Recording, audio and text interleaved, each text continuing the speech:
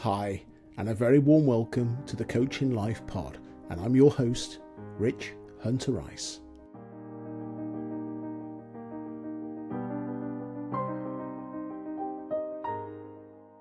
Hi, and how are you? And a very warm welcome to Season 1, Episode 4 of the Coaching Life Pod.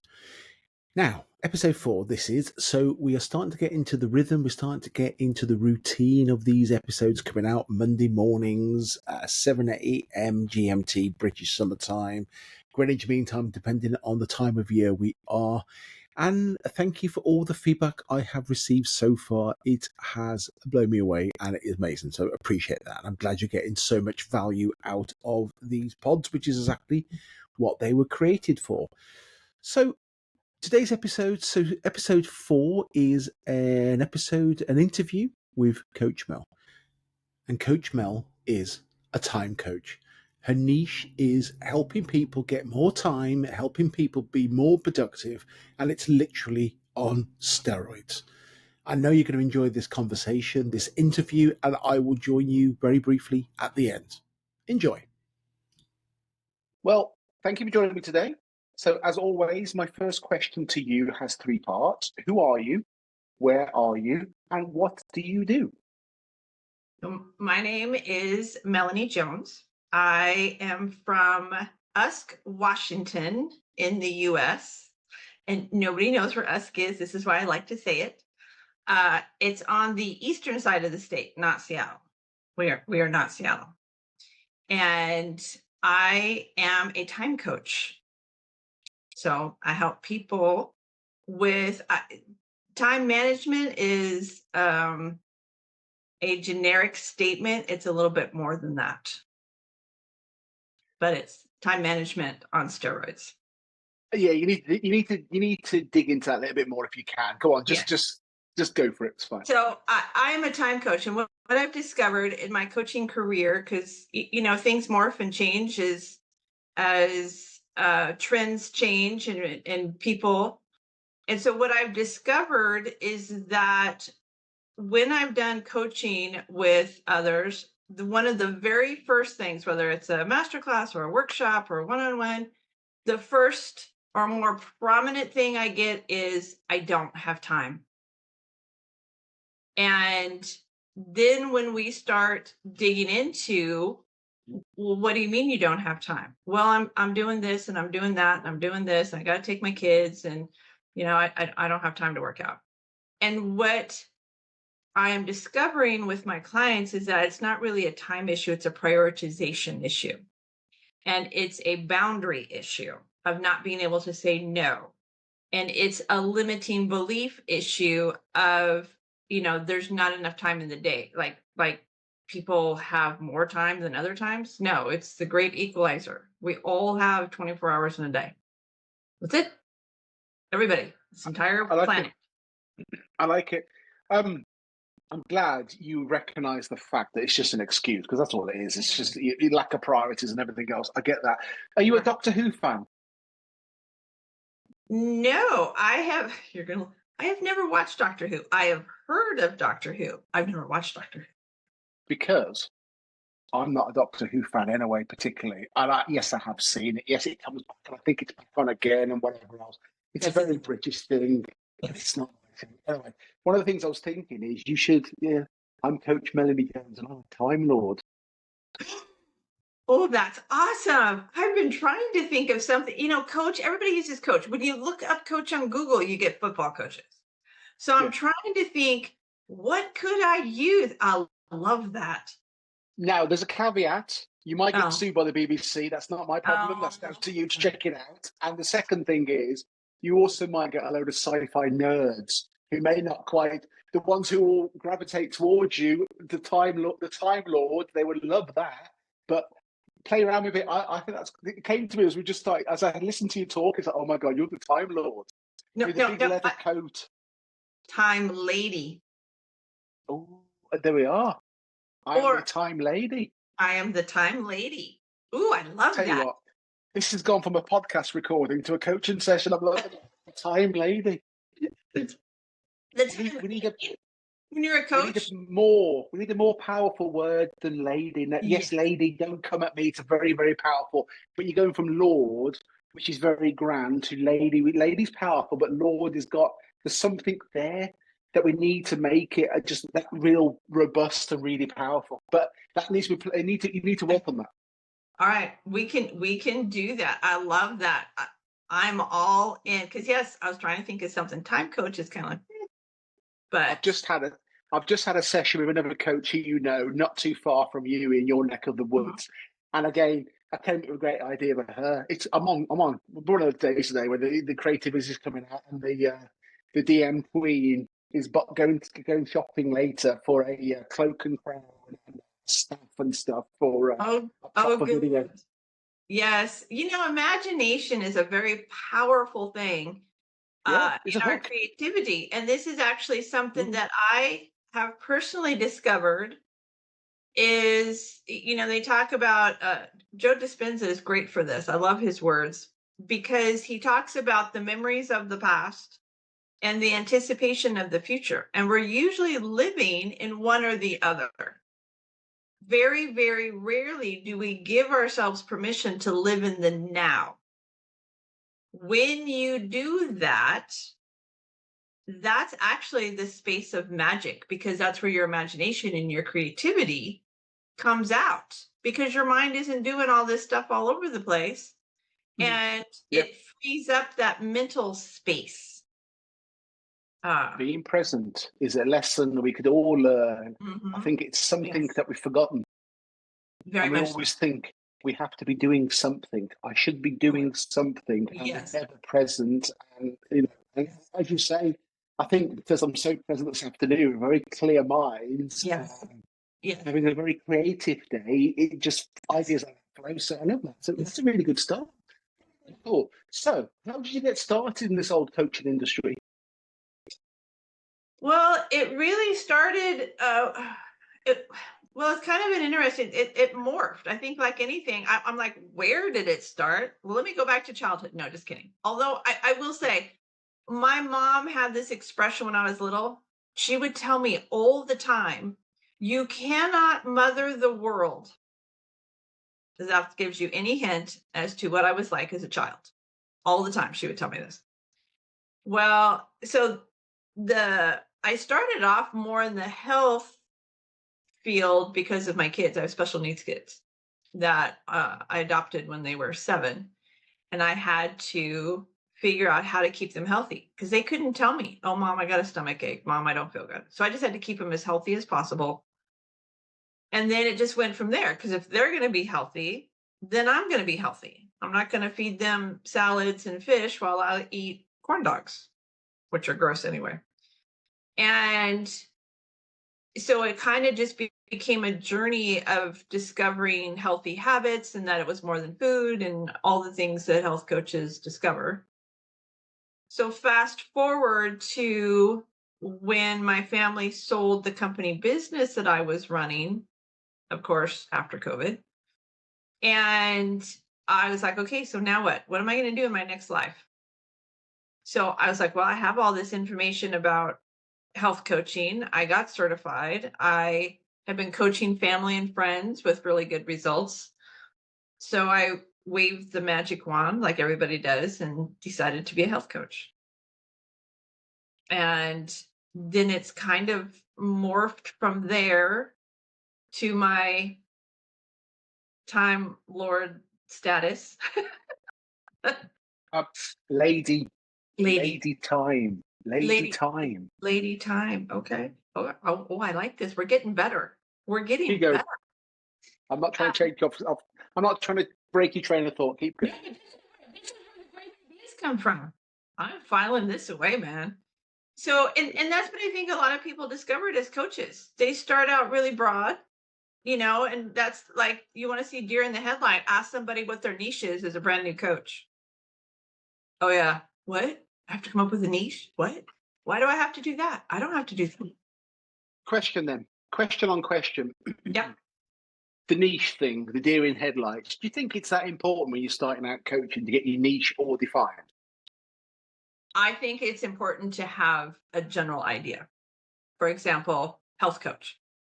I had a general idea, but then as I started to write or I started to talk to people, it narrowed itself down. But I had to start somewhere because and some people already have a specialty. So I think it's person to person. Um Yeah, I agree, and I think people get the deer in the headlights is a great analogy for it because people just freeze and they don't do yes, anything because they haven't got their niche absolutely that's right. nailed down. And Right. sometimes I know I look at it very differently to a lot of coaches out there, um, and sometimes they fear the fear of not having a fine, truly defined Right. niche stops them from doing anything. Whereas your niche is going to change. Your niche is going to change. I think It's having fine. an idea is a great Yes. direction to start you off, and it will refine it and refine it and refine it, Yes. and it will Yes. keep going. It will keep Yes. changing. But I'm now the lady of time or lady Not time. lady, not Lady lady time. So, lady time. like, with that couple, just to explain that over here, we like our titles Lord and Lady. Yeah. If you were Time Lord is cool, but you wouldn't be, you could be Lord Time. But then if you were a lady of Lady. stature, you'd be called Lady Time. That's why I I like like that one. this. That I gives you like the this. stature and the Yes. presence. Lady time. I like that. Yeah, because I started as a health coach, but I was just a general health coach. And so I did, diet, nutrition, those were my first things. And nobody really responded. So then I'm like, well, I'm not really that. So I went into what's the next thing I did? Limiting beliefs. So I was a health coach with limiting, let's break your limiting beliefs. That didn't really, it didn't really sit well. So then it kind of morphed. Then it became, I'm a health coach focusing on people who don't have time and energy to do their health goals because I was starting to find that this was a major problem. And then as I started writing content, I found myself writing more and more about time, and I was getting more responses, like way more responses. I had more attendance at my workshops than I've ever had before. I have more feedback than I've ever had before. And I just realized how important time is for people because again, they don't understand it, but it is woven throughout our language and just about everything. So that's Hmm. how I got to this coaching business. And I was talking to another coach. She was having a hard time defining her niche, and everybody was telling her to niche in her industry, and she didn't want to do it. She goes, I don't want to work with just those people. And she asked my opinion. I said, well, there's different types of niches. I said, there's, industry, there's gender. I said, or you can have a problem solving niche. And she was like, what? I was like, well, what problems do you solve? How can you help people? How are you uniquely you and you can help people? Have a problem solving niche. And all of a sudden the lights went on and you could see her just perk up. She goes, oh my gosh, I never thought about that. So now she's off and running and going to do some brainstorming and write down all of the problems that her ideal client has and that whole thing. So Sounds like good work there. Sounds like good work. I mean, again, you know the way I am. For me, it's all about keeping it simple. Keep it absolutely simple. Now, the three yes, highest points of your niche are going to be either going to be health, wealth, or relationships.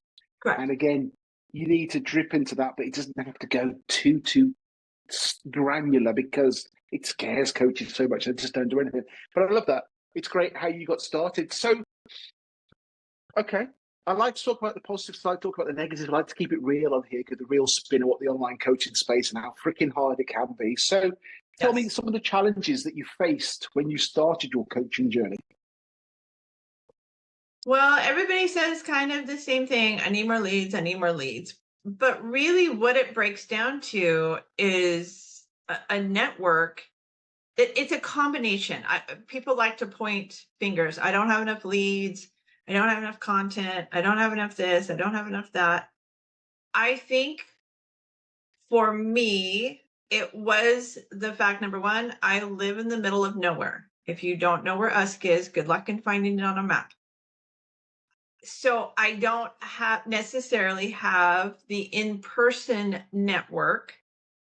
I was never a big person on Facebook. Ooh, that yucky social media stuff. That's nasty. So I didn't have a huge network. I had friends and family, and your friends and family only go so far. So it was, for me, learning how to connect with people, build that know, like, and trust. And they say which comes first, the leads or the know, like, and trust. But I think it's not an either or, it's an and. Mm, And I just agree. knowing the steps to follow. I like keeping it simple too. I like keeping it simple.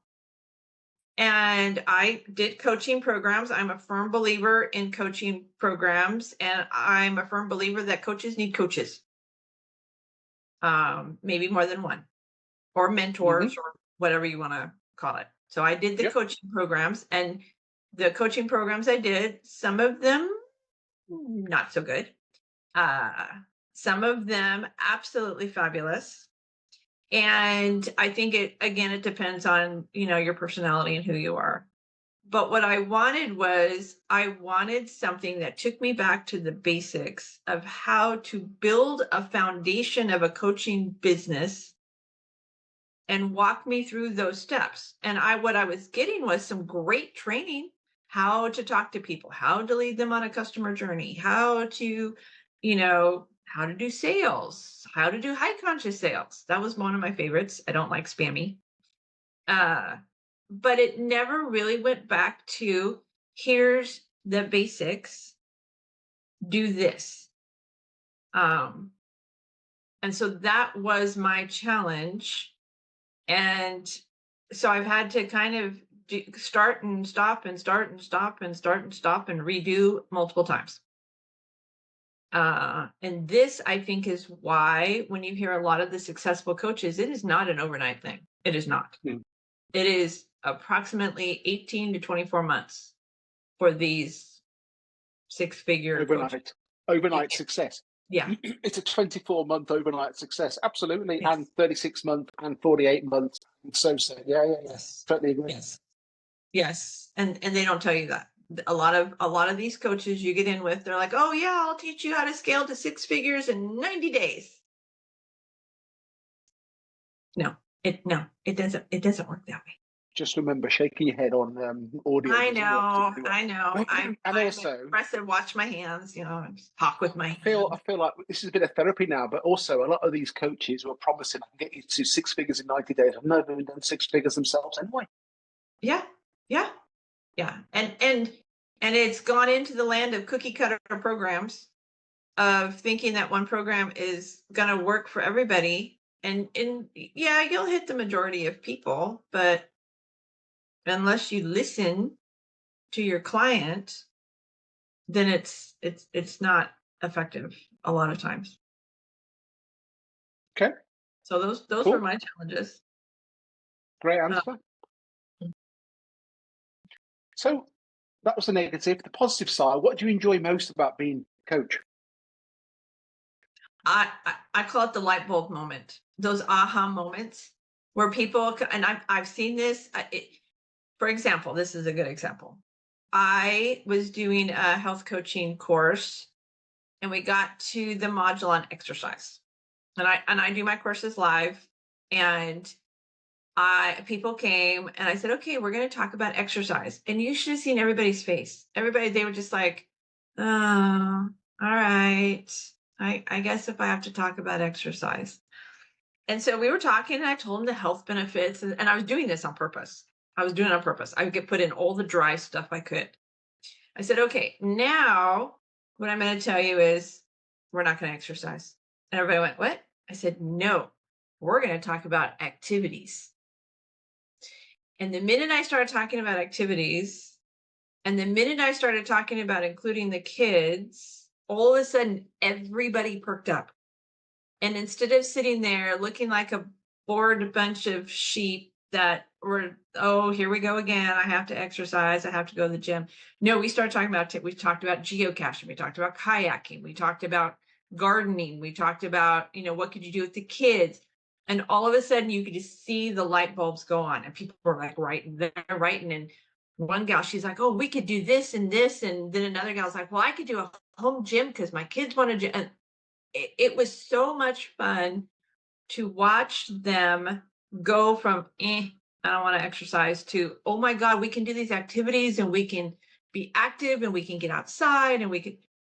That's what I like, is those aha breakthrough moments where people go from not knowing or understanding what to do to that moment of clarity. And then they're off So and running.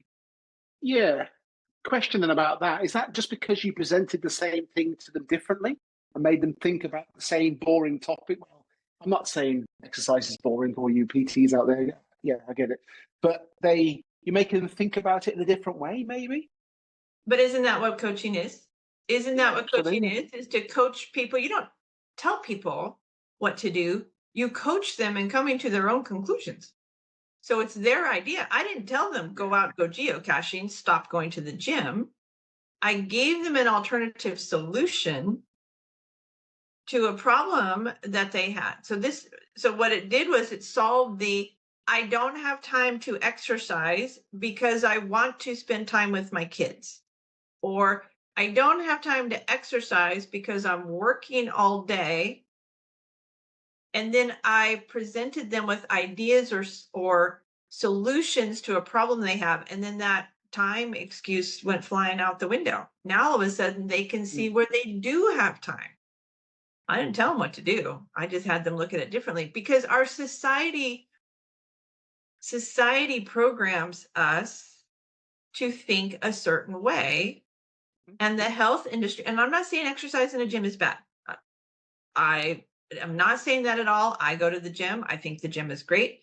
It, helps you focus to build muscles in a very short amount of time.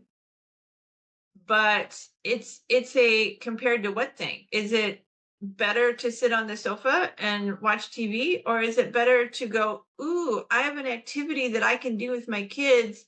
Let's go geocaching. So activities or nothing. Yes, gym is great. But and that's where people get into this routine. They get into this habit of thinking, I don't have time to go to the gym. Why do Yeah, you yeah, have to yeah. go to the gym?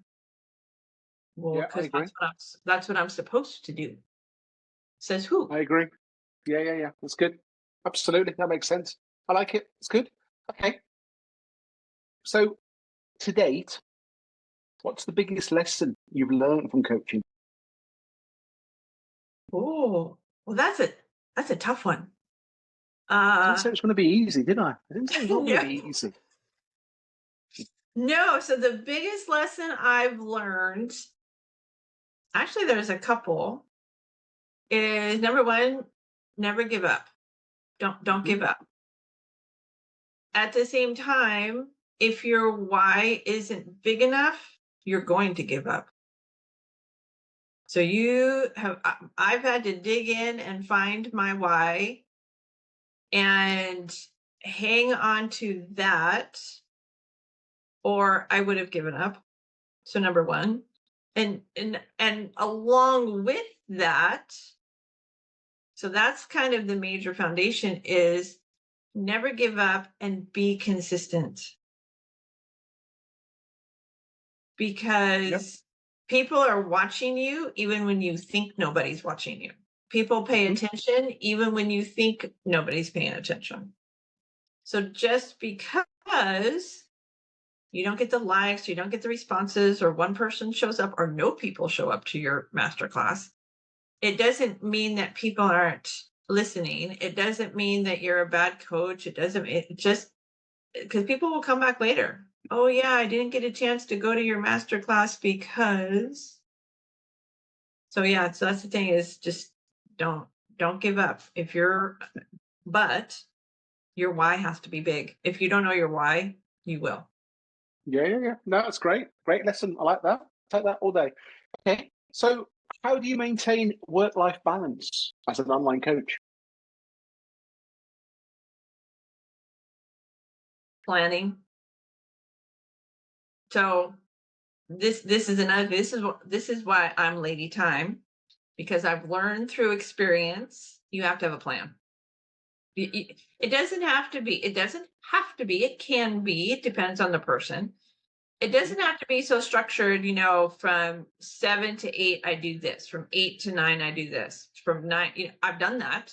I've done it, and then I promptly ignore it. It's good on paper. But what I've discovered is that I do blocks of time, and I put time on my calendar for my personal uh, activities, because what that does, and then I give myself permission. This is the mantra in my head. I give myself permission to focus on what I'm doing. Remember the whole live in the now thing? So if I say, okay, I'm going to take time for myself here for the next 2 or 3 hours, then I forget about work. I was like, no, nope, there's nothing that needs my attention. There's nothing that can't wait. And I will give myself to whatever I'm doing. I have a great time. And by doing that, I think you say this all the time, and other people say it, slow down to speed up. By doing that, I'm actually recharging my batteries to go back and do my work. Because here's what happens. This is where the health coach part comes in. It's like a battery. Our mind, our mental body, just like the rest of us, our emotional body, spiritual body, physical body, there's only so much energy. And as we use up that energy, it goes down like a battery. And if you don't recharge it, then eventually it runs out of juice, and it doesn't function well anymore. So if you're going 10 hours at a high mental capacity, for example, my sister-in-law is a teacher. You want to talk about high mental level, and for fourth graders. So she is going for a whole day, mental, multiple, multitasking, this. By the end of the day, she's wiped out. She doesn't want to think about anything. By taking time for myself, then what that does is then it gives me the opportunity to recharge those mental batteries. So I go back and I'm clear of thought. The things start happening. And by taking my own personal time, I start getting my imagination starts going. I clear out all the mental clutter of I have tos, I shoulds, and it makes way for imagination and creativity. And then, of course, I have notebooks all over my house, because if I don't write them down, I will forget them. So that's what I do. And it's not really a balance. Balance is kind of an illusion. It's a counterbalance. So it's not, oh, I spend 2 hours here, so I get 2 hours over here of work. And it's no, I try to say, okay, I've been working all week on a workshop. I've been going, because I have to get this workshop done. And then when my workshop's done, I'm like, okay, I spent all this time. I'm taking a break. So that's, it's kind of a instead of balancing it equally, it's kind of a counterbalance. Well, I've been working, so I can have time. And sometimes it is. Sometimes it's like, meh, I'm taking the day off. I'm going to have an hour or two on my business so I can check my emails and post on socials. And then I'm taking the rest of the day and I'm going to go create something. Try a new recipe, play outside. But it is really important to do both. You have to have both. Yeah, I agree. It's great. I was listening to a podcast earlier about returning to work and getting employees back into offices and all of that kind of stuff. And it was quite interesting. Mhm. Well, dog o'clock. It's quite interesting listening to the change of balance, because people don't want to go back to the office. They've been spoiled for 3 or 4 years working from home, having that flexibility, do the laundry, go and do a workout middle of the day, pick up the kids from school and do some work later on at night. And you're right, it's not about balance, it's about making sure you're doing what's appropriate for you at the right time. And yeah. I like the way you look at it. Cool. Okay. So are you much of a book reader or book listener too? Is there oh, go on. Tell me more. Tell me more. I read books. Oh, I have tried to listen to books, but I'm a visual person. So things go in one ear and out the other, and listening to audio. I can do it when I drive, but you're not really supposed to do that because then your mind is on the book and not on the road. But yeah, I love my books. I have books everywhere, including in boxes because I don't have enough room for them. I have them in my Ooh, bedroom. wow. I have them in bedroom. Okay. I have them in every room. If there's not books in a room, it looks empty. Okay. So, what's the book that you've read the most or has impacted the most on your life? I don't have just one book. That's almost like a trick question. Okay, okay, let me tell you this. How about the one current one? So there's been several that I like. So my current one is called The One. And I can't remember the author. I just started reading it. And I started reading it because of his question. And his question is, what is the one thing that you can do such that it makes everything else either easier or unnecessary? And so the whole book is based around, it's not a huge book, but it's based around the premise of the illusions that we have around time or the myth. He calls them the myth of what we have around time. And Okay. so I've started reading it. I almost feel like it's become my Lady Time Bible because his concepts are very similar to what I was teaching in my health coaching. And so that one right there has totally, I think that was actually part of the reason that I decided to switch over and focus on time. So I love, love, love that book. The other book that I'm reading, and this is a little bit more with my health coaching, is, oh gosh, I wish I could remember the name. Anyway, it's about sleep because sleep is so important. It's one of the first things that people give up. It's one of the first things they give up. And it's absolutely, in my opinion, the most important thing that we can do because it's not just sleep. It's the sleep wake cycle. So I've been reading his book. I've read it several times. Dr. Neiman, I believe, is the one who wrote it. Brilliant. Okay. Absolutely brilliant. Trying to think of some of the other ones. Of course, Think and Grow Rich. We love that one. Napoleon Hill. All Yep. favorite? Busting Loose from the Money Game. I can't Ooh. remember. Yeah, I really like that one. It gave me a whole new perspective on money and finances. And that's another one that kind of, dictates our reality. And let's see what other books. I used to read a lot of science fiction books. I don't think those really changed my life. Uh, I read a book called The Slight Edge, which is about taking steps, even if they're small steps, that even small steps moves you forward. Yep, Um, absolutely.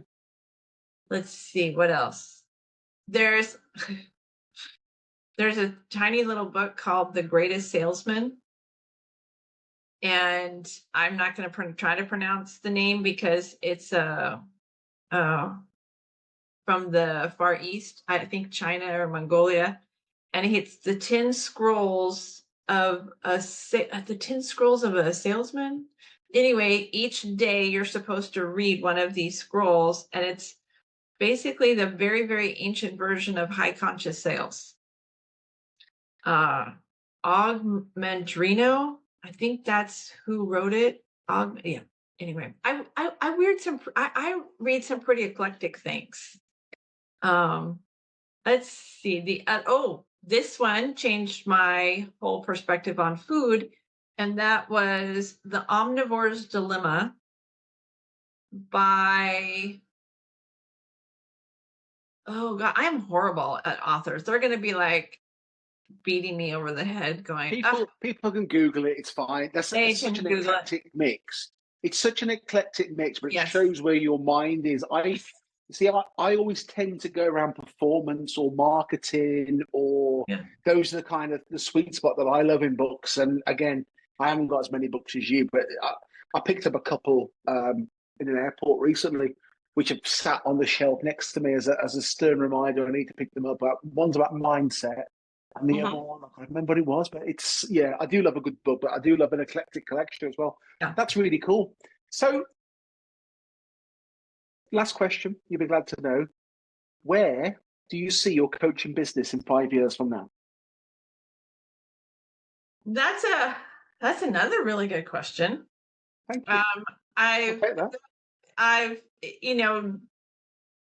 throughout the past probably about 18 months, I've tried different things from workshops to master classes to courses to just about everything. And what I finally have settled on is really building a community,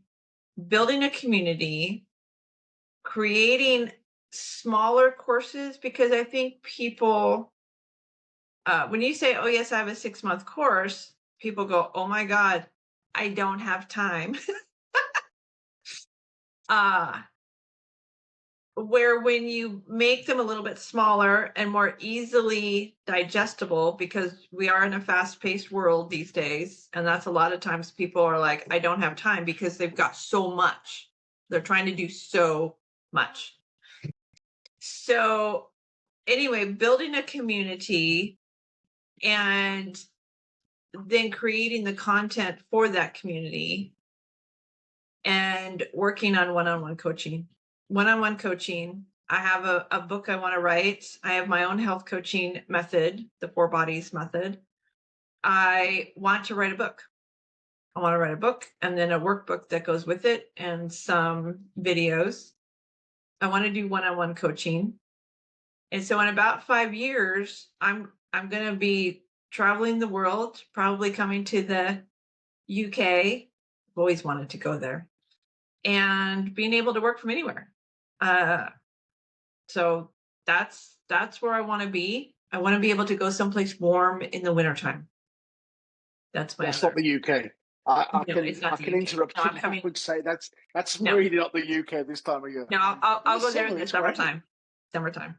So that's where I want to Yeah. be. So my focus is, like I said, building a community, one-on-one coaching, helping people. I figure if I can serve others, that's where I want to go. That's part of my why, is being able to serve other people, because it's very sad where we're at in society these days, because people are rushing around, rushing. And even though I say I'm lady time, really that is a health issue as well. Yeah, absolutely. So, Coach Mel, Lady Time. If anyone listening to this wants to find out more about you, track you down, have a conversation, learn more about the amazing work you do, what's the best way for them to get in contact? Well, I can put some links in the comment section, or they can find me on Facebook and LinkedIn. That's Cool. where So, I hang Facebook or out. LinkedIn. Yep. Yeah. Okay. I will drop. So, wherever you're listening to this, check the show notes out, and there'll be links there to Facebook and LinkedIn. And yeah, as always, I always say I highly recommend you spend a couple of minutes, just track her down, the lady time, and let's just see if that's stuck. This has been recorded in advance of the release by a couple of months. I'd be interested to see how lady time works out by the time this podcast is live. But go and say hi, tell her where you listen to this, and show her some love. That is amazing. So, Lady Time, thank you so much. You have been very open. You've shared some great value, some great knowledge here. Thank you. I really appreciate it. Well, I appreciate it too. That was a fun conversation. See? Absolutely.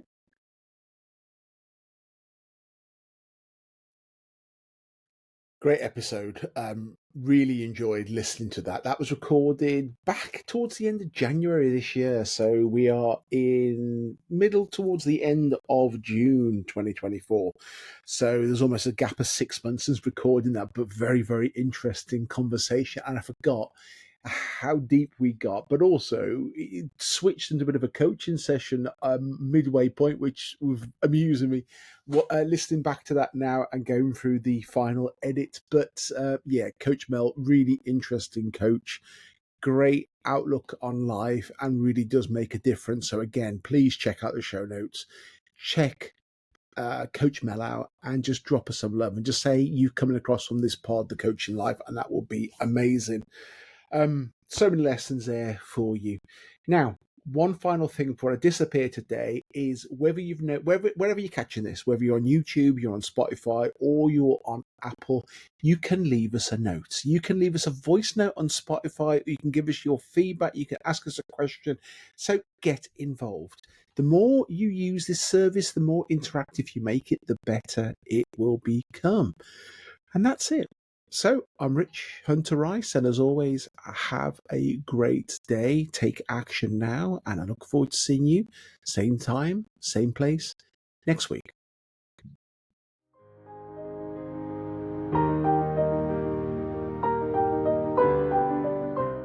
Thank you so much for joining me for this episode of the Coaching Life Pod, and we will see you same time, same place next week.